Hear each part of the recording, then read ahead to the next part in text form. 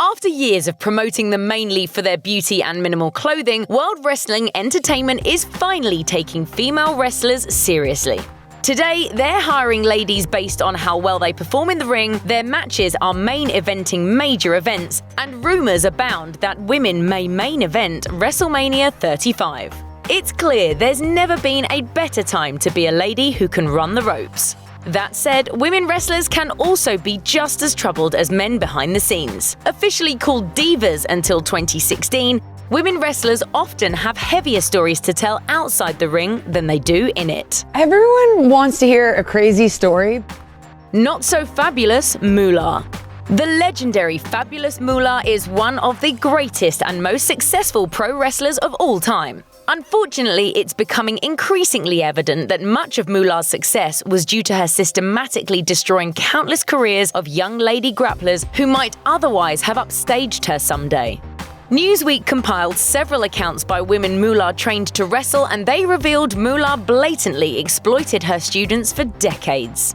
Her behavior wasn't widely reported for years, but then in 2018, WWE booked a women's battle royal for WrestleMania 34. They named it after Moolah, and social media went berserk, letting the world know what a horrible person she really was, including allegations of sex trafficking related to her students.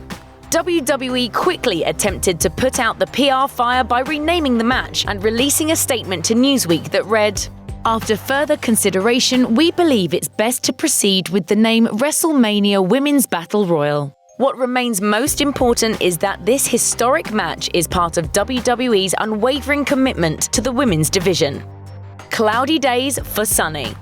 Sunny is one of the most famous divas in history. Despite never being much of a wrestler, her beauty and charisma skyrocketed her to mainstream fame and super popularity. The problem of being so famous is that everyone sees your struggles, and Sunny's post-WWF life has mostly been one big struggle.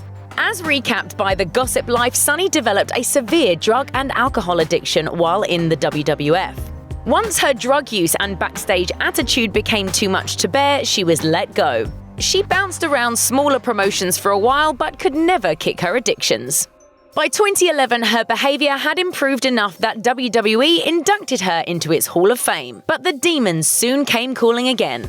In 2012, she was arrested 5 times in 4 weeks, and after a 5th arrest in early 2013, she received 114 days in jail. Post-jail, she began making money by doing naughty things over Skype for money. After 3 straight DUI arrests in 2015 and an arrest for a parole violation in 2016, Sunny graduated from adult Skype to adult movies, then was arrested again in early 2018. The more people talk about me, the more I stay relevant, whether it's good or bad. Chyna's fall from grace. Once upon a time, Chyna was a huge deal. A muscle-bound woman who could wrestle, Chyna achieved mainstream fame and actually won the Intercontinental Championship.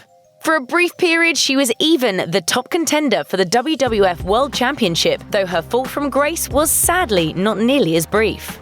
After her release from the WWF in 2001, Chyna began abusing drugs and alcohol, which coincided with an inability to find steady acting or wrestling work. She began to embrace her declining notoriety, appearing on shows like The Surreal Life, where her behavior was truly unusual.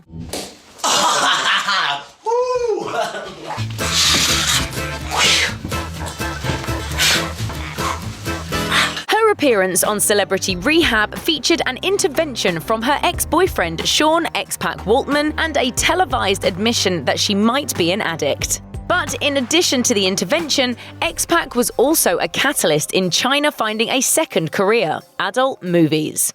I decided to make lemonade out of lemons, and that's when I went to Vivid. Unfortunately, this second act didn't help Chyna clean herself up personally. She continued to drink and use drugs until she fatally overdosed in April 2016. She became the only undefeated women's champion in WWF history. Chyna was 46 years old. Sable's lawsuit fable. Sable certainly wasn't pro wrestling's first beautiful woman, but her provocative antics pushed the envelope and she became a big star as a result. She was even women's champion for 6 months despite having little to no in-ring ability. But in 1999, just a couple short years after she became a big star, Sable left the WWF and sued them for a whopping $110 million.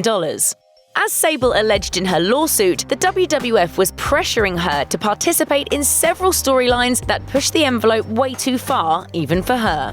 One such storyline would have involved her exposing her chest on live TV. She claims the management of the WWF sexually harassed her and looked the other way when male wrestlers did the same. Sable's lawsuit detailed the harassment, saying men would cut holes in the walls to watch the women dressing. In other cases, men would reportedly walk into the ladies' dressing room accidentally on purpose, or the company would hire actresses to go into the crowd and flash the fans. The lawsuit was settled out of court, but then Sable floundered for a few years, returned to WWE to participate in a few more risque storylines, left soon after, and is now fully immersed in her second career, being Brock Lesnar's wife. Yeah, it's for real. Sensational Sherri's toughest battle. Sensational Sherri Martel was one of the most notorious managers the WWF ever had.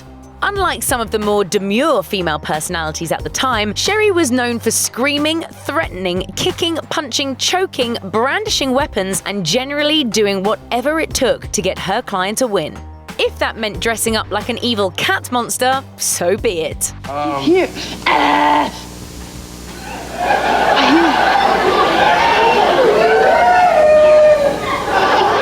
Unfortunately, Sherri battled drug-related demons for a long time that interfered with both her career and life. In 1993, the WWF fired her after she failed 3 drugs tests, and in 1997, rival WCW fired her for arriving at a show intoxicated.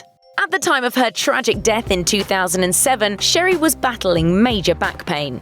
According to reports, her autopsy concluded she had multiple drugs in her system as she died. One of these drugs was a large amount of oxycodone, which she likely used to try to relieve her back pain. A Flair for trouble. Charlotte Flair may be Ric Flair's daughter, but she probably would have become a champion and superstar even without being born into wrestling. She's tall, strong, athletic, and driven to succeed.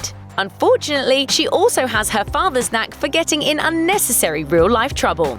In September 2008, a young Charlotte, then known by her real name Ashley, was involved in an altercation between her boyfriend and her father that left Rick injured, though Rick never bothered to press charges against anyone.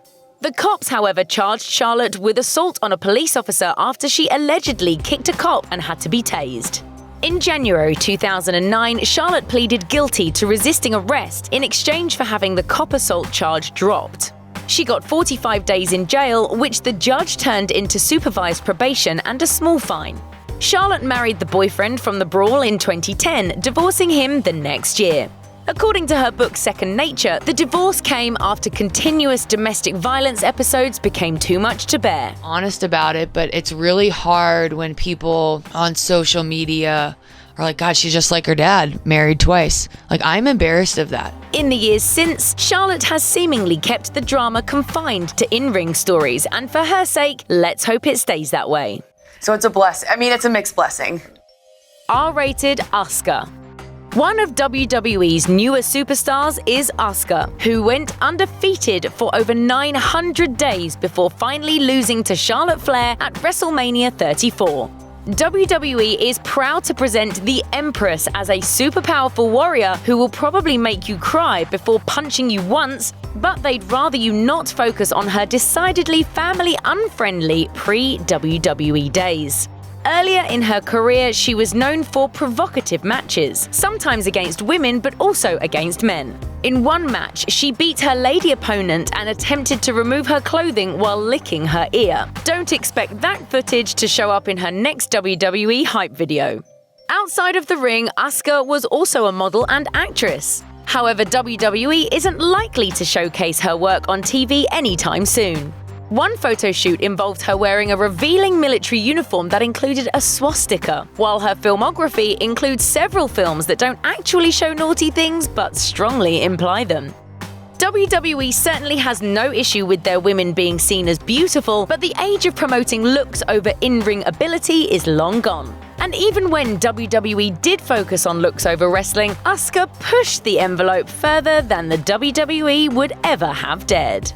Thanks for watching. Click the grunge icon to subscribe to our YouTube channel. Plus, check out all this cool stuff we know you'll love too.